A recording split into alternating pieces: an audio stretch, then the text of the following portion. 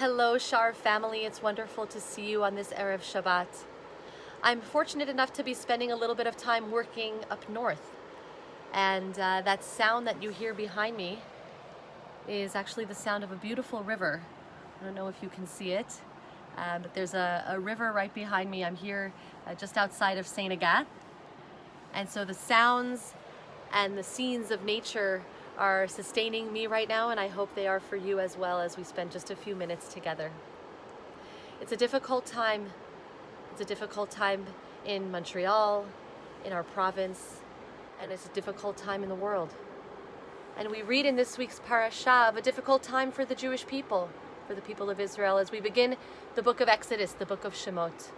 Of course, we read of the decree of Pharaoh against the Israelites, saying that every baby boy born to an Israelite woman should be put to death. And we also read of the bravery of the Hebrew midwives, of the Me'aldot ha'ivriot, who refused to listen to Pharaoh's decree, who refrained from, of course, killing these baby boys. But not only that, the Midrash says that they sustained these babies. The text says, Vatechayena et hayeladim, that not only did they refrain from killing the babies, of course, but they also sustained them with food and drink, giving them life, giving them everything that they needed to succeed. And I think of this right now as we're so focused on protecting ourselves. We're focused on avoiding illness, avoiding danger, avoiding putting others in danger.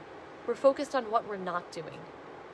And perhaps we can gain inspiration from these midwives and focus not only on what we're not doing, as they would not put the babies to death, as they avoided harm, but also focus on what we can do in a positive way.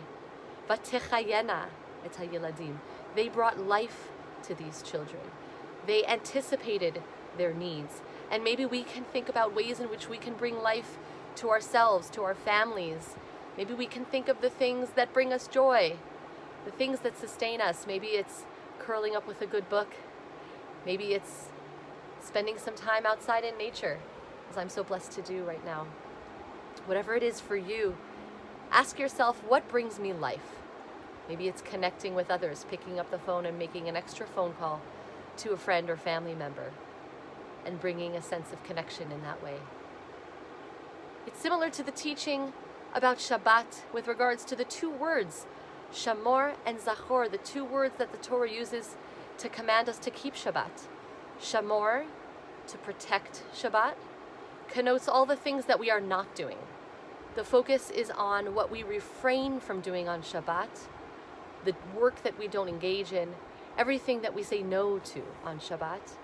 And the word Zachor, which means remember Shabbat, is about the positives, what we actively do to bring Shabbat to an elevated place in our week.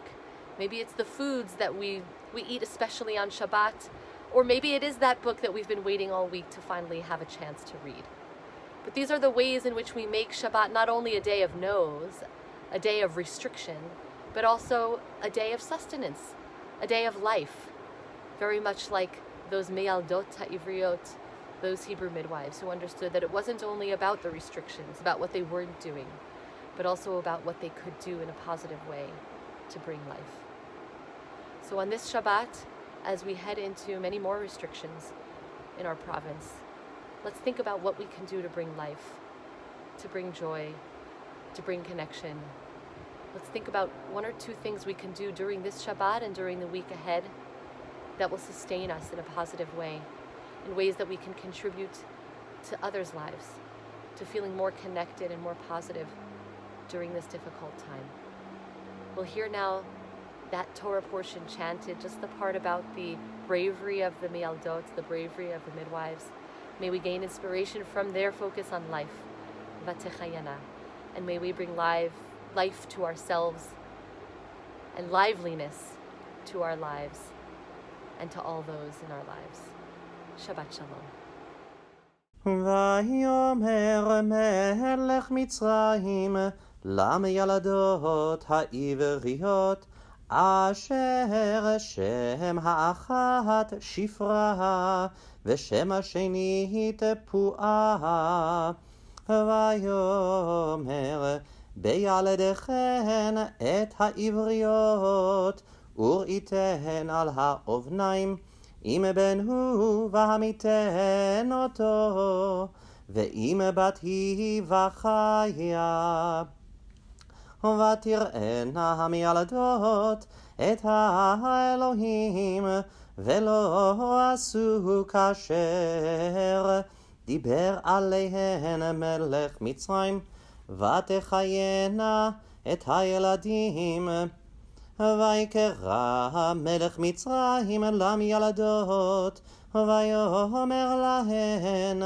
מדוע עשיתן הדבר הזה ותחיינה את הילדים ותאמרנה המילדות אל פרעה כי לא כנשים המצריות העבריות כי חיות הנה בטרם תבוא עליהן המילדת וילדו ויתב אלוהים למילדות וירב העם ויעצמו מאוד.